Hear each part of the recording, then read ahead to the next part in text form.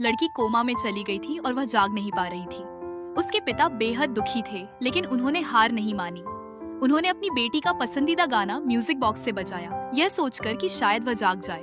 जब बेटी छोटी थी, तब उसके पिता अक्सर उसके साथ घर में छुपन छुपाई खेलते थे। वे म्यूजिक बॉक्स को घुमाते और जब वह गाना बजता तो बेटी उसकी आवाज का पीछा करती हुई अपने पिता को ढूंढ लेती थी। बेटी के सपने में उसने वही जाना पहचाना संगीत सुना। वह बिल्कुल अकेली थी और जिज्ञासु होकर इधर उधर देखने लगी। फिर वह एक शख्स देखा। उसे समझ आया कि वह उसके पिता है। वह खुशी से खुले बाहों के साथ उनकी ओर दौड़ पड़ी। उसी वक्त पिता नींद में म्यूजिक बॉक्स गिरा बैठे और वह टूट गया। पहाड़ की सुरंग में संगीत अचानक बंद हो गया। चारों ओर बर्फ जमने लगी। बेटी इतनी डर गई कि वह जमीन पर बैठ गई। पिता ने टूटा हुआ म्यूजिक बॉक्स देखा और जल्दी से उसके टुकड़े समेटे।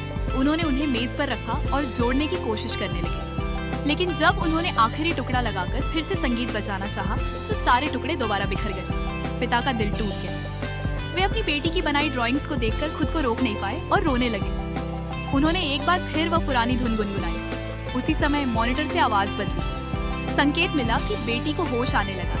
पिता ने बेटी की ओर देखा जो उठने वाले थे और जल्दी से वही धुन गुनगुनाने लगे। सपने में बेटी ठंडी जमीन की वजह से आगे बढ़ने से डर रही थी, लेकिन तभी आगे से गर्म धूप आई और साथ में पिता की आवाज भी सुनाई दी। लड़की ने हिम्मत जुटाई और आगे बढ़ी, लेकिन अचानक वह गिर पड़ी। वह रोती रही, फिर भी उसने हिम्मत नहीं हारी और धूप की ओर कदम बढ़ाए। उसने गुफा के दरवाजे पर रखा एक डिब्बा हटाया और उसे देखा। उसकी पसंदीदा गुड़िया थी।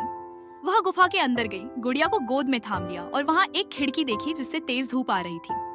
खिड़की के दोनों ओर तस्वीरें लगी थी। वह जिज्ञासु होकर उन परिचित तस्वीरों को देखने लगी और समझ गई कि वे सब उसके पिता के साथ बिताए गए प्यारे पल थे। यह देख उसका हौसला और बढ़ गया। फिर वह खिड़की की ओर दौड़ी, पर्दा खींचा और आखिरकार अपने सपने से जाग उठी। जिंदगी नाजुक है, लेकिन प्यार